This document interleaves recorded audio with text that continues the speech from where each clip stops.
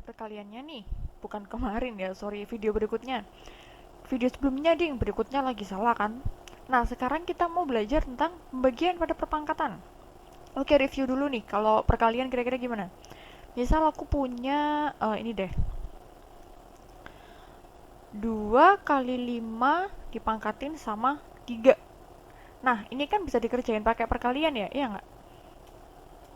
Jadi ini tuh bisa jadi ini. Sama dengan 2 kali 5, 2 pangkat 5, sorry, dikalikan dengan 3. 5 kali 3 berapa? 15. Berarti 2 pangkat 5 dipangkatin 3, itu berarti sama dengan 2 pangkat 15. Ya enggak? Itu kalau perkalian. Nah, kalau pembagian kira-kira gimana coba? Ayo. Ada yang punya tebakan mungkin? Tebak-tebak tapi apa ya? Nggak ada hadiahnya. Sorry ya. Oke, jadi kalau pembagian, kita akan kenal bentuk ini nih. Yap, bentuk akar. Nah, tapi bawahnya gimana nih? Apa hubungannya dengan pembagian ke bentuk akar? Oke, jadi gini. Misal aku punya akar 2 ya. Akar 2.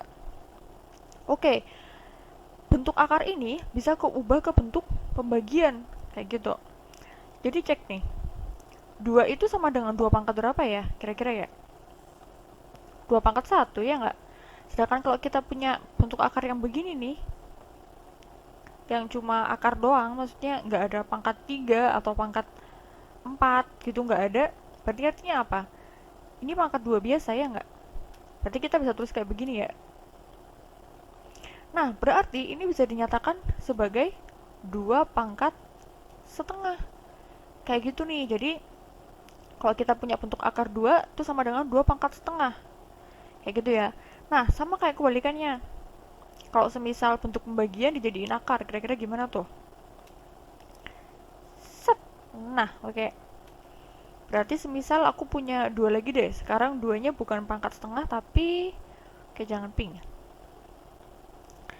Bukan 2 pangkat setengah, tapi 2 pangkat sepertiga, misal. Sama aja. Jadi, akar pangkat, ini penyebutnya 3. Berarti akar pangkat 3 ya.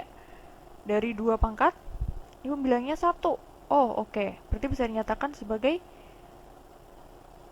akar pangkat 3 dari 2 pangkat 1 sama dengan akar pangkat 3 dari 2. Kayak gitu ya. Oke, yang lain lagi nih sekarang nih. Misal aku punya, sekarang mau bilangnya nggak 1, tapi ini 2 pangkat, oke jangan 2 lagi deh, bosen. 3 misal. 3 pangkat 5 per 4. Nah, ini kan pangkatnya ada pembagiannya nih. Kalau dinyatain dalam bentuk akar berarti gimana? Berarti, oke, keliru lagi, sorry ya. Berarti aja sama aja kayak akar pangkat, pembilangnya berapa tuh? Oh, 4. Dari 3 pangkat, oh sorry, bukan pembilang, ini yang 4 penyebut ya, bukan pembilang ya. Oke, balik lagi. Akar pangkat 4 dari 3 pangkat, pembilangnya berapa? 5. Oke. Jadi, 3 pangkat 5 per 4 sama dengan akar pangkat 4 dari 3 pangkat 5. Kayak gitu. Oke, kita coba contoh soal dulu deh. Oke, kita punya soal ini. 16 pangkat 3 per 4 dikalikan dengan 16 pangkat sepertiga. Nah, kita mau pakai yang perkaliannya dulu. Oke, jadi biar gampang kita pakai perkaliannya dulu ya. Berarti ini sama dengan berapa? 16 pangkat 3 per 4 kali 1 per 3. Kayak gitu ya dari video sebelumnya ya. Nah, ini kan bisa di cancel nih. 3 bagi 3, 1. Oh, berarti kita tinggal punya 16 pangkat 1/4. Oh, ini di pangkatnya ada pembagiannya. Berarti dia sama dengan akar pangkat 4 dari 16 pangkat 1. 16 pangkat 1, 16. Kayak gitu ya. Akar pangkat 4-nya 16. Sorry, akar pangkat 4 dari 16 berapa? Ayo. Bilangan berapa yang kalau dikalikan sebanyak 4 kali, hasilnya 16. Highlight dulu deh di sini deh. Berarti kan kita punya n pangkat n pangkat n pangkat n sama dengan 16. Kayak gitu ya. Bilangan apa? Ayo. Berapa?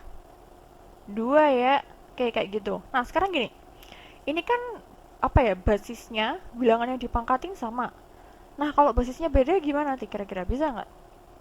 Misal aku punya 2 pangkat seperempat kali 3 pangkat berapa ya, misal ya 3 per 5 misal. Bisa dioperasiin nggak? Nggak bisa ya. Kenapa? Syaratnya si basisnya ini harus sama. Oke, kayak gitu ya. Udah ngerti ya?